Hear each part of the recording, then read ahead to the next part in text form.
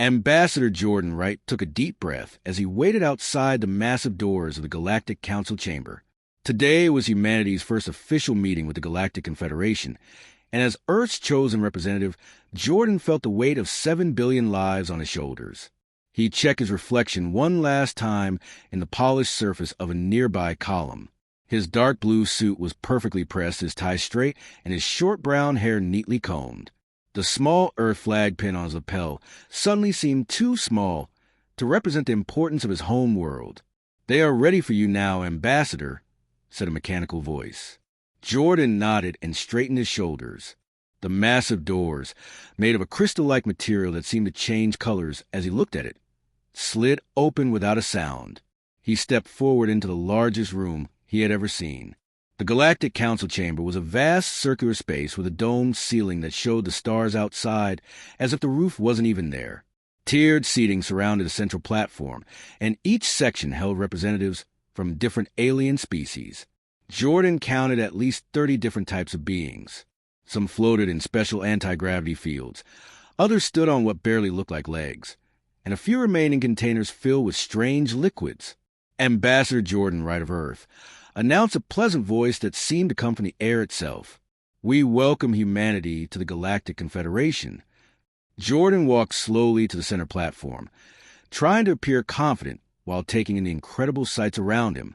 A panel of 5 aliens sat at a slightly raised desk directly ahead of him. These were the head counselors, according to his briefing materials. The center figure stood and approached. This alien was tall and thin with pale blue skin that seemed to shimmer with an inner light. It had 4 long arms and moved with incredible grace. 2 large, almond-shaped eyes regarded Jordan with what he hoped was friendliness. "I am Counselor Zarithi," the alien said in perfect English. "As first speaker of the Galactic Confederation, I extend our formal welcome to humanity." All 4 of Zarithi's hands extended toward Jordan in greeting. "Thank you, Counselor," Jordan replied, trying to remember the proper protocol. He bowed slightly and extended his own hands, though he only had 2 to offer. "On behalf of Earth and all humans, I bring greetings and hopes for friendship." A murmur of what sounded like approval rippled through the chamber. Jordan relaxed slightly. First contact had happened years ago, but this formal meeting would establish humanity's place in the galactic community. "So far, so good. We have studied your customs," Zarithi continued, "and prepared a greeting ceremony that we hope honors your traditions." The counselor made a small gesture, and a floating robot approached. It carried a tray with several crystal glasses filled with a deep red liquid that looked remarkably like wine. "Our ceremonial beverage," Zarithi explained. "It is tradition to share this drink when welcoming new species to the Confederation." Jordan smiled. This was familiar territory. Sharing drinks was a human custom, too. He carefully took one of the glasses, noting that it felt heavier than it looked. The liquid inside smelled pleasant, with hints of berries and something like oak, surprisingly similar to a good Cabernet. "The glasses for the other counselors?" Jordan asked, noticing he was the only one holding a drink. "Oh," Zarithi said, making a gesture that Jordan couldn't interpret. "This beverage is specially formulated for human biology based on our research. We have our own versions." Other robots floated forward, carrying very different containers for the council members. Some held tiny drops of clear liquid. Others contained colored mists. Jordan raised his glass. "Then I propose a toast, as we would say on Earth, to peaceful cooperation and shared prosperity among the stars." The council members raised their various containers. Jordan took a healthy sip of the red liquid. It was good. Definitely wine-like, though with unusual flavors he couldn't quite place. The warmth of alcohol spread through his chest pleasantly. That's when he noticed the silence. The entire chamber had gone completely still. Zarithi's shimmering skin had changed from blue to a pale white. Other aliens were making rapid movements or sounds. Some appeared to be backing away from the central platform where Jordan stood. "Is something wrong?" Jordan asked, lowering his glass. A series of alarms began to sound throughout the chamber. Several small robots rushed toward Jordan from different directions. "Medical emergency," called a voice over the chamber's announcement system. Prepare decontamination protocols. What?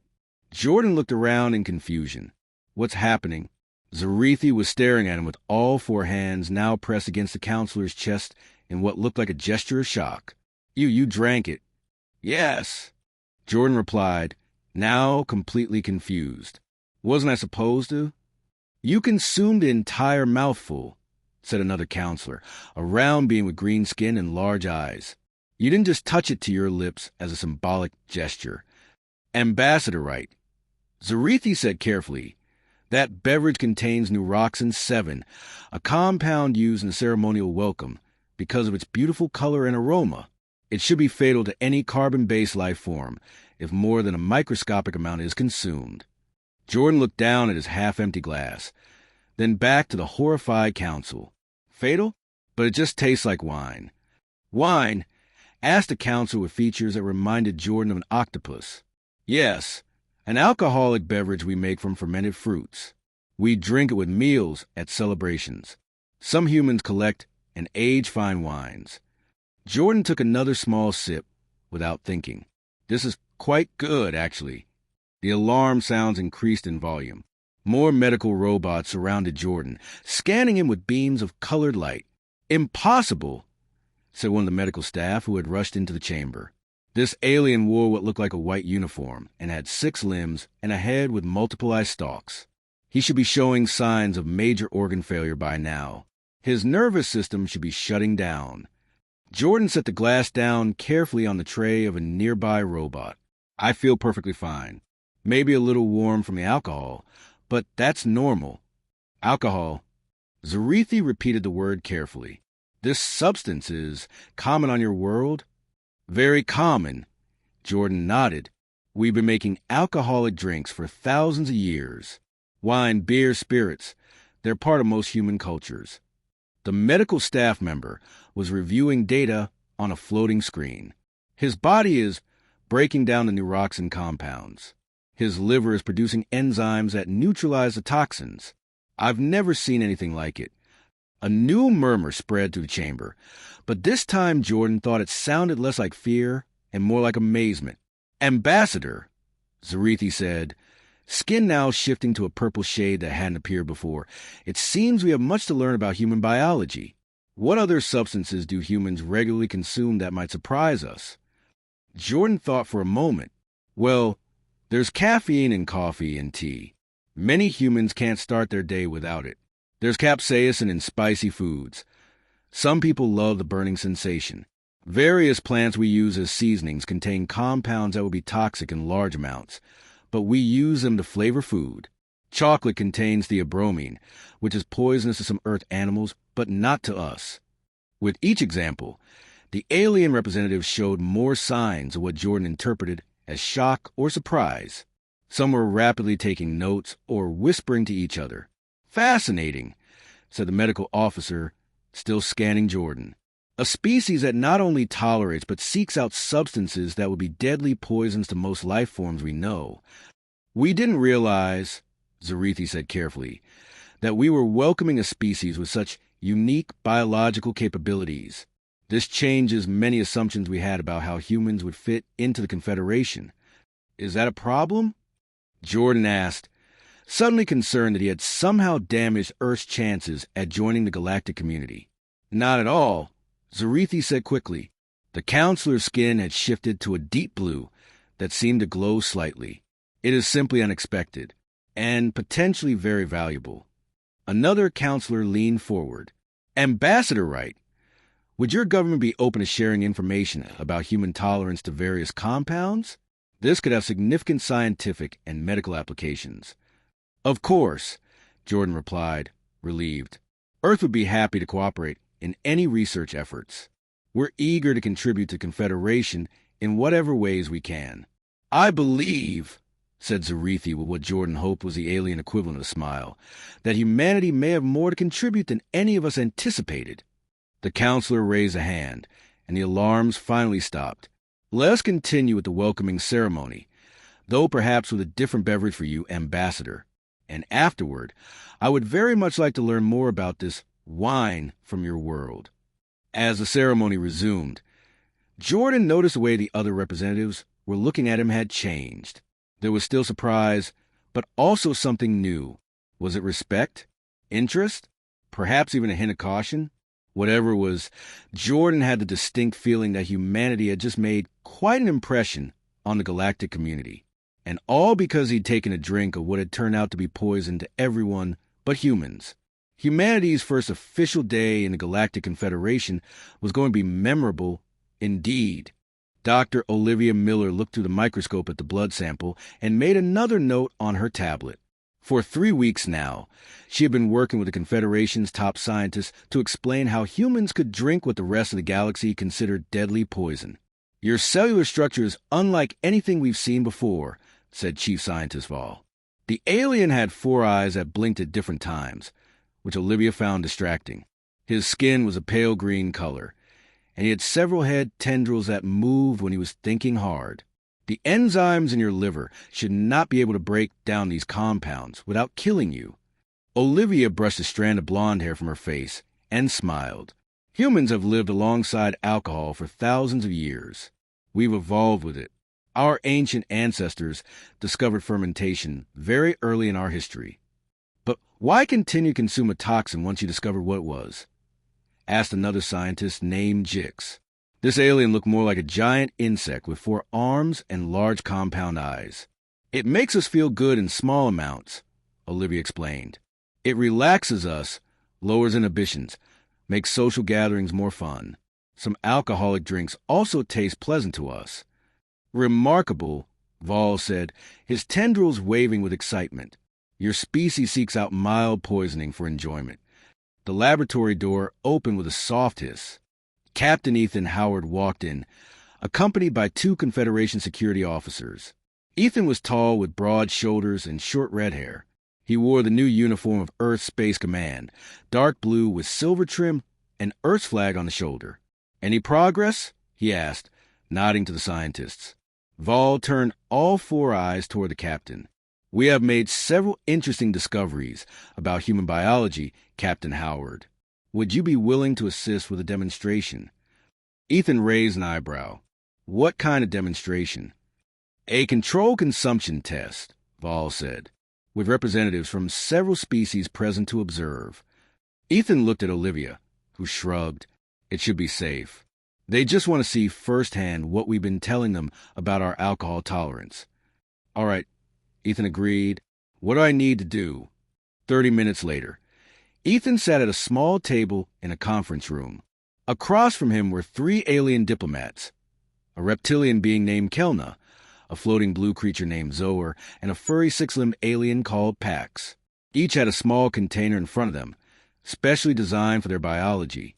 Ethan had a simple shot glass filled with clear liquid. This beverage is considered mild on your world? Asked Kelna, her scaled head tilting with curiosity. Vodka is stronger than wine or beer, Ethan explained. But yes, many humans drink it regularly. Some drink it straight like this. Others mix it with other beverages to make cocktails. The aliens were recording his explanation with various devices. Their own containers held extremely diluted samples, less than a drop of vodka, in special solutions. Our analysis shows this liquid is 40% ethanol by volume, said Zoer, hovering slightly above his chair. On most Confederation worlds, this concentration would be used as industrial solvent or fuel. On Earth, we call it hard liquor, Ethan said with a small smile. Some varieties are aged for decades and can be very expensive. You may proceed with a demonstration, said Vol, who stood nearby with several medical staff and scanning equipment. Ethan picked up the shot glass and drank the vodka in one smooth motion. He felt a familiar burn in his throat and the warmth spreading through his chest. He set the empty glass down and nodded to the aliens. Now your turn, he said. But remember just the tiny amount you've been given. Even that might be strong for your systems. The 3 diplomats carefully raised their containers. Kelna the reptilian took the smallest possible taste of her diluted sample. Her reaction was immediate. Her scales changed from green to bright red, and she collapsed onto the table, her body shaking. The blue floating alien Zoer dropped to the table, his levitation apparently failing. Pax, The furry alien made a high-pitched sound and fell backward in his chair. Medical staff rushed forward, administering emergency treatments to all three aliens. Alarms sounded throughout the room. Ethan stood up, confused and concerned. "What happened? Are they going to be okay?" he asked Vol, who was reviewing medical data on a floating screen. "They will recover," Vol assured him. The samples were diluted specifically to prevent permanent harm. But even that microscopic amount was enough to cause system shock. Olivia joined them, looking at the medical readings. Their bodies have no natural defenses against alcohol at all. Even the vapor from the drink might be enough to affect some species. "Remarkable," Vol said again, all for eyes focused on Ethan. "You consume enough of this substance to power a small vehicle on some worlds, yet you stand perfectly fine, if somewhat warmer in body temperature." "I'd hardly even call this a buzz," Ethan admitted. "I could easily have several more before feeling significant effects." News of the demonstration spread quickly through the Confederation Diplomatic Corps. By evening, Ambassador Wright was fielding calls from various alien representatives, all curious about human alcohol tolerance and what it might mean for Earth's place in the galactic community. Jordan sat in his new office in the Human Embassy section of the Confederation's massive space station. The room had been designed to look like a traditional Earth office, with wooden furniture and bookshelves. It was meant to help alien visitors understand human culture, but tonight it just made Jordan feel homesick. His communication screen lit up, showing Counselor Zarithi. The alien skin was a calm blue today. "Ambassador Wright, I hope I'm not disturbing you at a late hour," Zarithi said. "Not at all, Counselor," Jordan replied. "What can I do for you?" "I wanted to discuss the implications of today's demonstration with Captain Howard," Zarithi said. "The Confederation Security Council has taken great interest in humanity's unique biological capabilities." Jordan leaned forward. "Interest? In what way?" "Your people can tolerate substances that incapacitate or kill most known species," Zarithi explained. "This has potential defensive applications that cannot be ignored. We didn't come to join the Confederation as weapons, Counselor," Jordan said carefully. "Of course not." Zarithi's skin rippled with what Jordan had learned was a sign of agreement. "But there are threats in this galaxy that the Confederation has struggled against for centuries. Species who use biochemical weapons as their primary means of conquest." "You're talking about the Zorlax," Jordan said. Earth's briefings had included limited information about this aggressive empire on the edge of Confederation space. "Yes," Zarithi confirmed. "Their entire military strategy revolves around deploying neurotoxins that affect most known species. Toxins that, based on our research with Dr. Miller, would likely have minimal effect on humans." Jordan sat back in his chair, considering the implications. "What exactly are you suggesting, Counselor?" "Nothing specific at this time," Zarithi said. "But the Security Council would like permission to continue studying human biology, with an eye toward potential defensive operations in the future. Operations where humans might be uniquely qualified to succeed." "I'll need to consult with Earth Command," Jordan said. "This goes beyond my authority as ambassador." "Of course," Zarithi agreed. "But please convey to your leaders that this discovery may have changed humanity's value to the Confederation significantly. What was seen as a curiosity 3 weeks ago is now viewed as a potentially vital strategic asset." After Zarithi ended the call, Jordan poured himself a glass of real Earth whiskey from a bottle he'd brought from home. The amber liquid caught the light as he swirled it in the glass. To think that this simple drink, something humans had enjoyed for thousands of years, might now be the key to humanity's place among the stars. The next morning, Olivia arrived at the laboratory to find it bustling with new activity. Several additional alien scientists had joined the research team overnight, and new equipment was being installed. "What's happening?" she asked Vol, who was directing the setup of a complex scanner. "The Confederation Science Council has upgraded the priority of our research," he explained. "Tendrils moving rapidly. We are now authorized to explore all aspects of human toxin resistance." "Why the sudden interest?" Olivia asked, though she had a feeling she knew the answer. "Information from the Security Council suggests the Zorlax Empire is on the move again," Vol said quietly, moving closer so only she could hear. Their ships have been detected near Outpost Gamma 9, and they use biochemical weapons. Olivia finished the thought. Weapons that might not work on humans. Precisely, Vol confirmed. The Council wants to know exactly what your species can and cannot tolerate. And quickly, as if on cue, Captain Howard entered the lab with two other human officers Olivia hadn't met before. Dr. Miller, Ethan nodded to her. Meet Lieutenant Alice Davis in Communications, Officer Greg Phillips. They've been assigned to help with expanded testing. Alice was a fit woman with dark skin and short black hair. Greg was taller with light brown hair and glasses. Both wore the same Space Command uniforms as Ethan. Expanded testing? Olivia asked. Earth Command has approved a full biological assessment program, Ethan explained. We're going to find out exactly what humans can handle that aliens can't, and vice versa. Looks like our drinking habits might give us a unique role in the Confederation. What about the Zorlax? Olivia asked quietly. Ethan's expression grew serious. That's classified for now. But let's just say we're working on a deadline. The Confederation needs answers, and they need them soon. Olivia looked around at the busy laboratory. Now the center would appear to be a vital research mission. 3 weeks ago, she had been a xenobiologist excited to study alien life forms. Now she was helping determine the future of humanity's role in a possible conflict. All because humans could drink what the rest of the galaxy considered poison. Ambassador Jordan Wright leaned forward in his seat at the Emergency Council meeting. The large circular table was surrounded by representatives from the major Confederation species. The mood was tense. Above the table, a holographic display showed a massive warship moving through space, its design unlike any Confederation vessel. The Zorlax Empire has ignored all communication attempts. Counselor Zarithi informed the group. The alien skin a dark purple color that Jordan had learned indicated serious concern. Our intelligence suggests they plan to attack Outpost Gamma, 9 within 2 standard cycles. The room erupted in worried murmurs.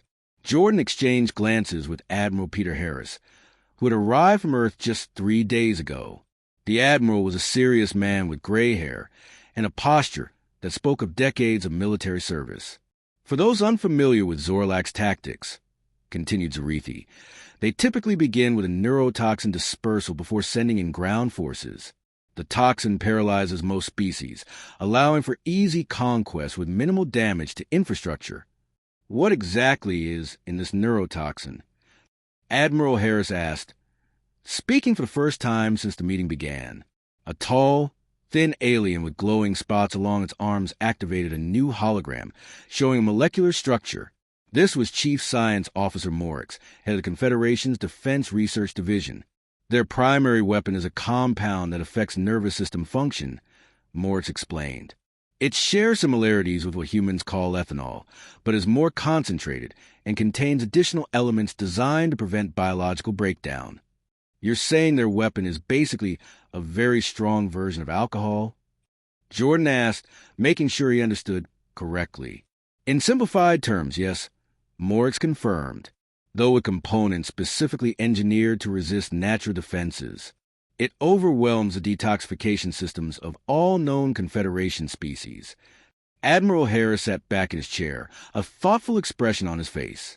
Jordan could almost see the gears turning in the Admiral's mind. Counselor Zarithi, Jordan said, turning to the head of the council, I believe Earth may be able to offer assistance in this matter. How could your world possibly help against the Zorlax? Asked a counselor from a silicon-based species. Your military technology is centuries behind theirs. Sometimes the best defense isn't about technology, Jordan replied with a small smile, but biology. Admiral Harris nodded and took over the explanation. Based on the research conducted by Dr. Miller and your scientists, humans have a natural resistance to compounds similar to this neurotoxin. Our bodies process alcohol efficiently. We've evolved alongside it for thousands of years. Are you suggesting sending humans to face the Zorlax? Zarithi asked, skin shifting to a lighter shade of purple. I'm suggesting that humans might be uniquely qualified to operate in environments the Zorlax believe to be contaminated and unsafe, the Admiral replied. We could deploy a team to Outpost Gamma 9 before the Zorlak arrive. When they release their toxin and think everyone is incapacitated, the humans would still be functional. Zarithi finished a thought, the alien skin now showing hints of blue, a sign of hope or optimism. Exactly, Jordan confirmed. We wouldn't need advanced technology to counter their strategy. We just need to be there. The meeting continued for several hours as they developed the plan. By the end, the Council had approved an emergency mission. 3 Earth vessels would travel to Outpost Gamma 9, carrying a specialized team of 200 human volunteers. This is either the most brilliant or most insane defensive strategy in Confederation history, Zarithi remarked as they watched the holographic display of the Earth ships preparing to depart. Jordan smiled slightly. Throughout human history, some of our greatest successes came from plans that seemed insane at first glance. 2 days later, Captain Ethan Howard stood on the bridge of the Earthship Freedom, looking out at the stars. The Freedom was a converted cargo vessel, not a warship, but it was one of the few Earthships with faster-than-light capabilities thanks to Confederation technology. Status report, Lieutenant Davis. He called to his second-in-command. Alice looked up from her console. All systems normal, Captain. We'll reach Outpost Gamma 9 in approximately 6 hours. The other 2 ships are maintaining formation. Ethan nodded and moved to stand beside Communications Officer Greg Phillips. Any word from the outpost? Yes, sir, Greg replied. They've begun evacuation of all non-essential personnel. Only a skeleton crew remains, mostly maintaining life support and basic functions. And the Zorlax? Still on approach, sir. Their estimated arrival is 12 hours after ours, giving us time to prepare. Ethan walked to the viewing window, hands clasped behind his back. He still found it hard to believe that humanity's first major contribution to the Confederation will be based on their ability to drink alcohol without dying. The irony wasn't lost on him. Captain, Alice called from her station. Dr. Miller is requesting your presence in the science lab. Ethan made his way through the ship's corridors to the makeshift laboratory where Olivia had been working nonstop since they left the Confederation headquarters. When he entered, he found her examining a clear liquid in a sealed container. "You wanted to see me, Doctor?" he asked. Olivia looked up and smiled. Despite the pressure, she seemed excited. "Yes, Captain. We've managed to synthesize the Zorlak's neurotoxin based on the Confederation data. I wanted to test your tolerance before we arrive." Ethan raised an eyebrow. "You want me to drink alien poison? Is that wise?" "It's a highly diluted sample," she assured him. "And we need to know exactly how it affects humans before we face the real thing." After a moment's consideration, Ethan nodded. "All right, what do I need to do?" Olivia handed him a small cup with barely a tablespoon of clear liquid. "Drink this and we'll monitor your reactions." Ethan took the cup and drank the contents in one swallow. It tasted somewhat like vodka, but with a strange aftertaste that reminded him of metal. "How do you feel?" Olivia asked, watching him closely while holding a scanning device. "Fine," Ethan said after a moment. Similar to taking a shot of strong liquor. Slight burning sensation, warmth spreading through the chest. Nothing concerning. Olivia checked her readings and smiled broadly. "Perfect, just as we hoped. Your liver enzymes are already breaking it down. According to these readings, you could handle a much stronger concentration with no lasting effects beyond what you'd experience from consuming alcohol. So their weapon really won't work on us?" Ethan asked. "Not in the way it works on other species." Olivia confirmed. "You might feel drunk if exposed to high concentrations, but nothing like the paralysis other species experience, and your body will clear it relatively quickly." As they continued discussing the findings, the ship's alert system activated. Captain Howard to the bridge. Came Greg's voice over the comm system. Ethan and Olivia exchanged concerned glances before hurrying back to the bridge. When they arrived, they found the crew gathered around the main display screen. "What's happening?" Ethan asked. "The Zorlax changed course," Alice explained, pointing to the tactical display. "They've increased speed and will arrive at the outpost in just 4 hours, the same time we're scheduled to arrive." "That changes our timeline," Ethan said, quickly reviewing the situation. "We won't have time for a full deployment. We'll need to adapt." "There's more," Greg added. We've intercepted communications suggesting they know about the Confederation's response. They might be aware of our presence. Ethan considered this new information. If they know we're coming, they might change tactics. We need to prepare for multiple scenarios. He turned to address the bridge crew. Send word to the other ships. We'll accelerate to maximum speed and try to reach the outpost before the Zorlax. I want all personnel briefed on the new timeline, and get me a direct line to Admiral Harris. As the crew hurried to follow his orders, Ethan turned back to the viewing window. The stars streaked by as the ship increased speed. Do you think they know about humans? Olivia asked quietly, standing beside him. About our resistance? I don't know, Ethan admitted. But even if they do, they've spent centuries relying on their toxin. It's their primary strategy. They can't change their entire approach overnight. Let's hope you're right, Olivia said. For hours later, the 3 Earth ships approached Outpost Gamma 9. The outpost was a massive structure, a combination of living quarters, research facilities, and docking bays built into a small asteroid. It was a vital way station for Confederation ships traveling to the outer regions. And on the other side of the asteroid, just coming into visual range, was a Zorlax warship. It was enormous, at least 5 times the size of the Earth vessels, with a dark, angular design that seemed to absorb light rather than reflect it. They've seen us, Greg reported from a station. They're transmitting a message. On screen, Ethan ordered. The main display activated, showing the Zorlax commander. The alien was tall with crimson scales covering its body and multiple rows of yellow eyes. It wore armor that seemed to be part of its body, rather than a separate piece of equipment. Confederation vessels. The commander's voice was deep and had a strange, echoing quality. You have entered a zone claimed by the Zorlax Empire. Surrender the outpost or be destroyed. Ethan stepped forward. This is Captain Ethan Howard of Earth. This outpost belongs to the Galactic Confederation and is under our protection. We suggest you withdraw. The Zorlax commander's eyes narrowed. Earth? We know nothing of this world or species. Your primitive vessels pose no threat to us. This is your final warning. The transmission ended abruptly. Ethan turned to his crew. They don't know about us, he said with a slight smile. That gives us an advantage. Begin docking procedures and prepare for deployment. It's time to show the Zorlax what humans can do. The Zorlax warship loomed over Outpost Gamma 9, its weapons charging to release clouds of deadly neurotoxin across the facility. Inside the station's command center, Lieutenant Alice Davis adjusted her standard-issue breather mask. Not that she expected to need it. All personnel in position, she reported to Captain Howard via her communicator. Operation Cocktail Hour is ready to proceed. Alice couldn't help but smile at the operation name. Someone back at Earth Command had a sense of humor. Remember, this isn't a combat mission. Ethan's voice crackled to the comm. Our goal is to demonstrate our immunity and negotiate from a position of strength. Alice looked around the command center. 20 human crew members sat at various stations, monitoring the outpost systems.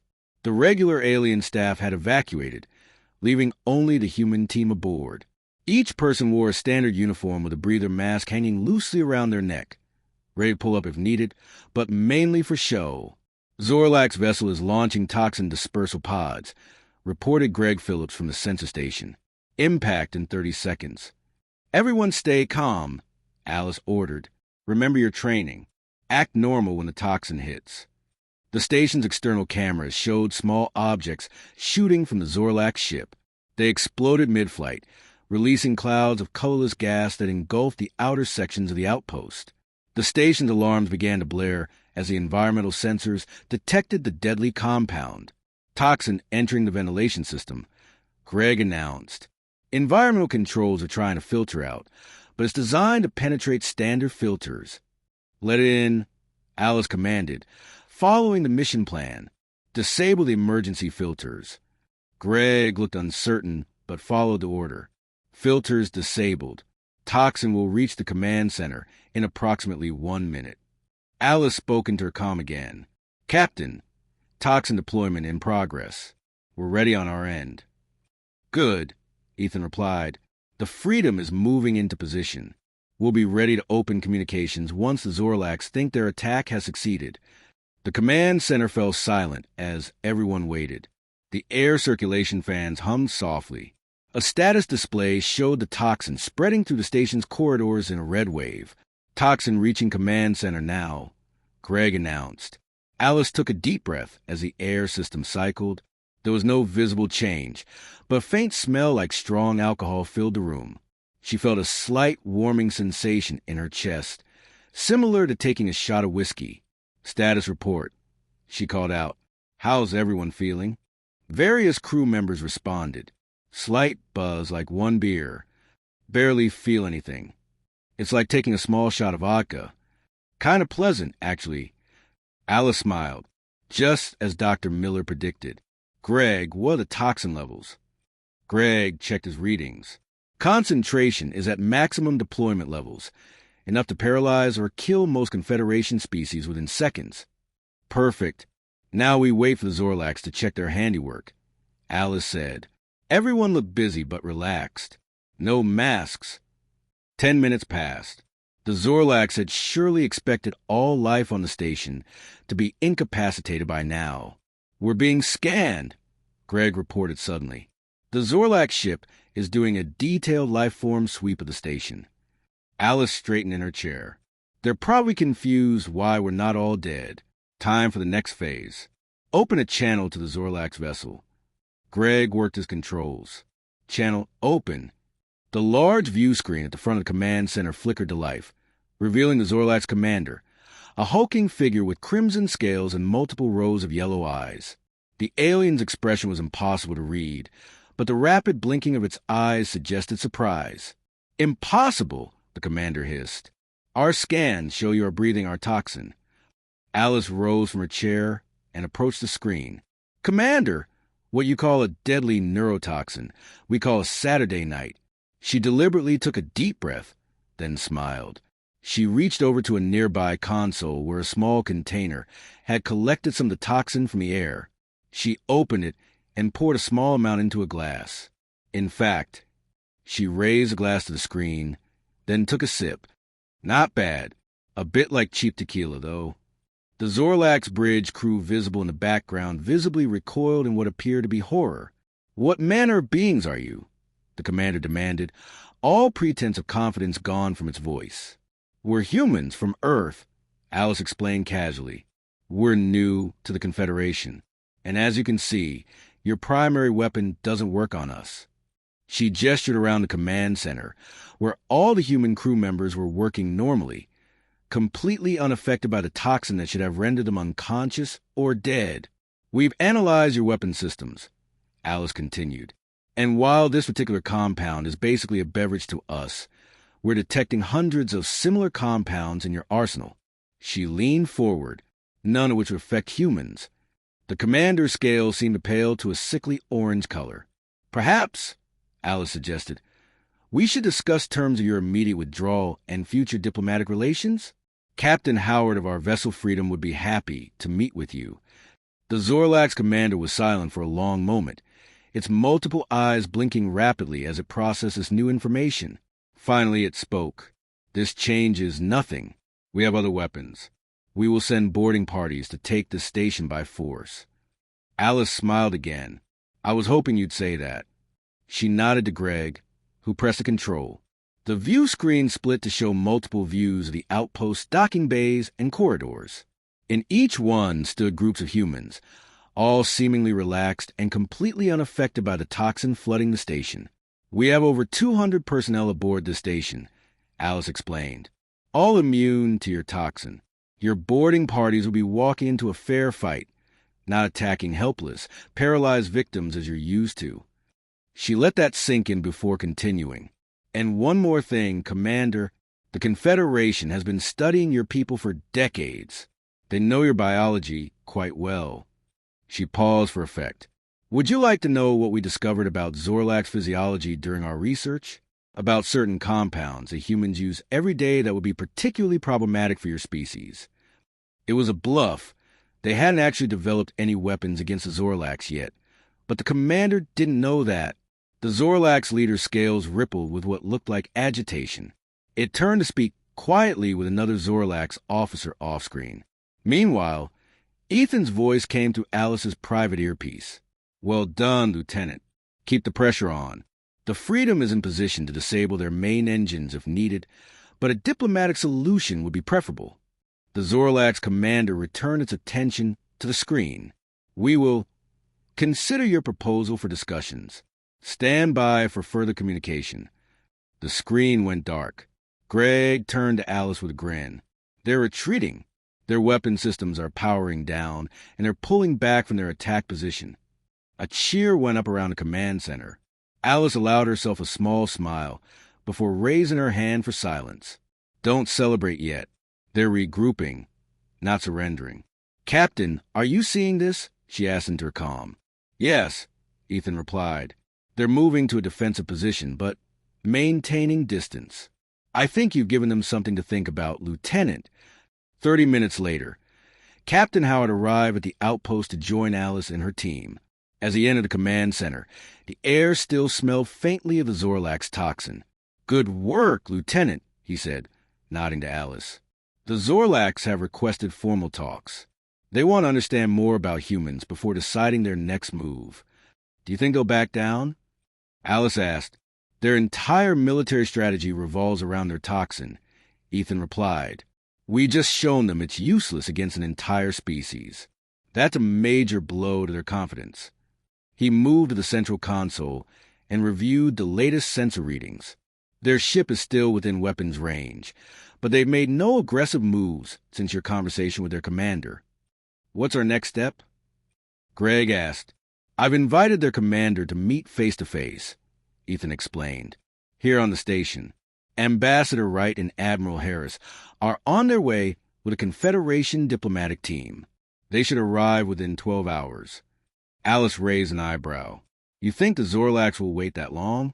"They've been conquering worlds for centuries using the same strategy," Ethan said. "Now they've encountered something they don't understand. Their curiosity will keep them here, at least long enough for us to establish dialogue." He turned to address the entire command center crew. "Everyone performed admirably today. You've just shown the galaxy what humans can bring to the Confederation. Not advanced technology or weapons, but something no one expected. Our unique biology." Greg checked his console again. "Captain, I'm detecting another ship approaching. It's not Confederation or Zorlax." Ethan frowned. "Identification?" "Unknown, sir, but it's broadcasting on multiple frequencies. I think they're trying to observe what's happening here." "News travels fast," Alice commented. "Word of humans and our resistance to the Zorlax toxin must have spread." Ethan nodded thoughtfully. "This encounter will change humanity's place in the galaxy. By this time tomorrow, every species in Confederation will know about the poison-drinking humans who stood up to the Zorlax." He looked around at his crew, a sense of pride evident in his expression. "Our first major contribution to galactic peace wasn't our technology or our military might. It was our ability to have a drink without dying." The irony wasn't lost on anyone in the room. Several people chuckled. "So what now, Captain?" Alice asked. "Now we prepare for negotiations," Ethan replied. "And someone find me some real Earth alcohol. If we're going to be known throughout the galaxy as the species that drinks poison, we might as well have the good stuff on hand when the diplomats arrive." 1 year after the Zorlax incident at Outpost Gamma 9, Ambassador Jordan Wright stood in the Grand Diplomatic Hall on New Geneva Station. The massive space station served as Earth's main hub in Confederation space, built with help from alien engineers, but designed to make humans feel at home. Large windows showed the blue-green Earth below, a beautiful sight that still made Jordan proud. The hall buzzed with representatives from across the galaxy, all gathered for the first anniversary celebration of what had become known as the Poison Drinkers Treaty. The agreement signed between Confederation and the Zorlax Empire had brought peace to a border that had seen conflict for centuries.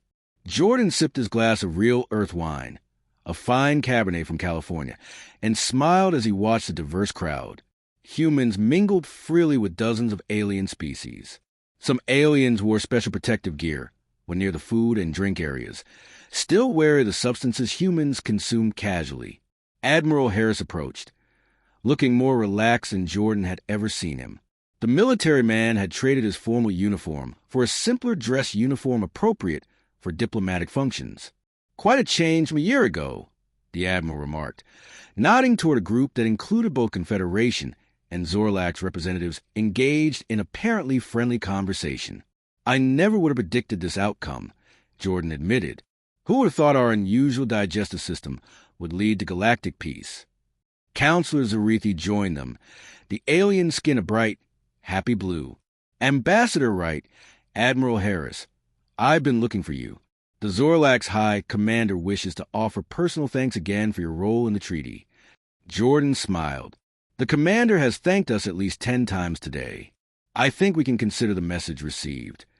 Their culture values repeated acknowledgement of life-changing events, Zarithi explained. And make no mistake, your people's arrival changed everything for them. Their entire military strategy was built around a weapon that doesn't affect humans. They had no choice but to pursue peace. Captain Ethan Howard and Lieutenant Alice Davis joined their small group. Both had received promotions and commendations for their actions at Outpost Gamma 9, and Ethan now commanded Earth's first purpose-built diplomatic vessel. I never thought I'd see Zorlax and Crixian sharing a meal together, Ethan commented, nodding toward another group, especially not with humans at the same table. The universe works in strange ways, Alice said. One species' poison is another species' drink. Dr. Olivia Miller approached, accompanied by Chief Scientist Vol. The two had become close colleagues over the past year, jointly leading a new research initiative studying cross-species biochemistry. Ambassador, we've just received approval for the new Xenobiology Center, Olivia announced excitedly. The Confederation Science Council has made it a top priority project. Excellent news, Doctor, Jordan replied. Your research has already yielded remarkable benefits. Indeed, Vol agreed, his head tendrils waving happily. We've identified 17 different compounds that humans consume regularly that will be fatal to various species, and 32 substances common in the Confederation that would harm humans. Knowledge that has already saved lives, Olivia added. The new warning systems in food service areas throughout Confederation space have prevented dozens of potential incidents. Across the room, a demonstration had been set up where curious aliens could safely observe various Earth beverages. Greg Phillips was explaining the concept of coffee to a horrified group of diplomats.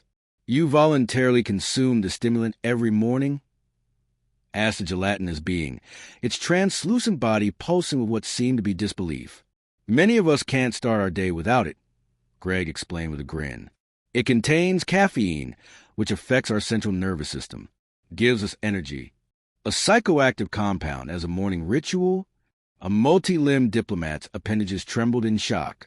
At another table, a human chef was demonstrating hot sauce to a different group of aliens. You intentionally add pain-causing chemicals to your food? Asked a tall, feathered being, backing away from the bottle of hot sauce as if it might attack. Some humans compete to see who can eat the spiciest versions, the chef explained. The burning sensation releases endorphins, chemicals in our brain that make us feel good. Your species seeks out pain for entertainment? The alien's translator couldn't quite capture its tone of confused horror. Admiral Harris chuckled as he watched these interactions. I think coffee and hot sauce might be causing more diplomatic incidents than alcohol at this point. The Confederation Science Council has officially classified Earth as a death world, Dr. Miller informed them, checking her data pad. Apparently, any planet that produces life forms that casually consume toxins qualify for that designation. A badge of honor, in a way, Jordan said. Though I understand some species now require special permission to visit Earth, fearing our food, drinks, and even our air might be dangerous to them. They're not entirely wrong, Olivia admitted. The alcohol content in some of our fruits alone could harm several species. And don't get me started on our spices. A young diplomat approached Jordan nervously. The alien had a slender build with iridescent skin that shifted colors with its mood, currently a cautious yellow. Ambassador Wright, the alien said with a formal bow, is it true that humans intentionally ferment their food until it nearly rots and then consider a delicacy? Jordan smiled. Cheese? Yes, that's accurate. We have thousands of varieties. Would you like to learn more about it? The diplomat's skin flickered between yellow and green as it recorded this information with a small device. Perhaps another time, Ambassador. I am still processing the concept of your coffee. As the diplomat retreated, Zarithi made a sound that Jordan had learned was the alien equivalent of laughter. It seems, Zarithi observed, that what one species considers poison, another calls culture. There's a profound lesson for all of us in humanity's unusual relationship with substances that would kill the rest of us. Jordan raised his glass of wine. To finding strength in our differences. Around the room, aliens raised their various drinks in response, most containing specially formulated beverages safe for their biology, though a few brave souls had tiny, heavily diluted samples of human drinks. Later that evening, as the celebration continued, Jordan stood at one of the large windows looking out at Earth below. Ambassador Chun from the Crixian Republic joined him, the short, green alien moving with careful steps. Your world looks peaceful from here, Chun remarked. It wasn't always, Jordan replied honestly. Humans spent most of our history fighting each other. We're still learning to overcome our differences. Yet you accomplished in 1 year what the Confederation couldn't achieve in centuries. Peace with the Zorlax, Chin said. Your biology gave you an advantage, yes, but it was your approach that truly made the difference. Our approach? Jordan asked. When faced with a threat, you didn't immediately respond with weapons, Chin explained. You demonstrated your natural advantage, then offered dialogue. Many species would have used such an advantage to dominate or destroy their enemies. Jordan considered this. Perhaps our history of conflict taught us to value peace when we can achieve it. Whatever the reason, humanity has earned its place in the Confederation, Chin said. Not through technological advancement or military might, but through your unique biology and diplomatic wisdom. A small commotion drew their attention back to the main hall. A group of Zorlax diplomats was presenting a ceremonial gift to Captain Howard and Lieutenant Davis. An ornate container that supposedly held a neutralized sample of their neurotoxin, now mounted as an art piece. A poison weapon transformed into a peace symbol, Chin observed. Quite poetic. Speaking of poetry, Jordan said, I heard the Confederation Literary Council is creating a new category for human literature. Apparently, our concept of fiction, stories about things that never happened, is fascinating to many species. Your imagination is as unusual as your biology, Chin agreed. Many species find it difficult to conceptualize events that didn't occur. As the evening drew to a close, Jordan found himself standing with Ethan, Alice, Olivia, and Greg, the core group whose actions had changed humanity's place in the galaxy. 1 year ago, we were nervous newcomers to the Confederation, Jordan said. Now we're hosting a peace celebration with species from across the galaxy. All because I took a drink at my first meeting, he added with a smile. To think, Olivia mused. Throughout human history, alcohol has sometimes been a source of problems. Now it's the foundation of our diplomatic standing. Life is full of ironies, Ethan agreed. Our first major contribution to galactic peace wasn't our technology, art, or philosophy. It was our ability to drink what everyone else considers poison. Alice finished with a laugh. As they looked around the room at the diverse gathering of species, some who breathed different atmospheres, some who lived in environments that would kill a human instantly, some who thought in ways humans could barely comprehend, Jordan felt a sense of wonder. The galaxy was vast and strange, filled with differences that once seemed impossible to bridge. Yet here they all were, finding common ground despite those differences. If species with such fundamentally different biology could learn to coexist, perhaps anything was possible. What's next for humanity and Confederation? Greg asked. Jordan looked out at the stars visible through the station's windows. We keep exploring, learning, and sharing what makes us unique. And maybe, just maybe, we'll find more ways that our differences can become our greatest strengths. He raised his glass one final time. To humanity's future among the stars. As the others joined his toast, Jordan wondered what other surprises awaited humans as they ventured further into the galaxy. if their unusual tolerance for poison had already changed the course of galactic politics, what other uniquely human traits might shape the future? Whatever came next, humanity had found its place among the stars, not despite their differences from other species, but because of them.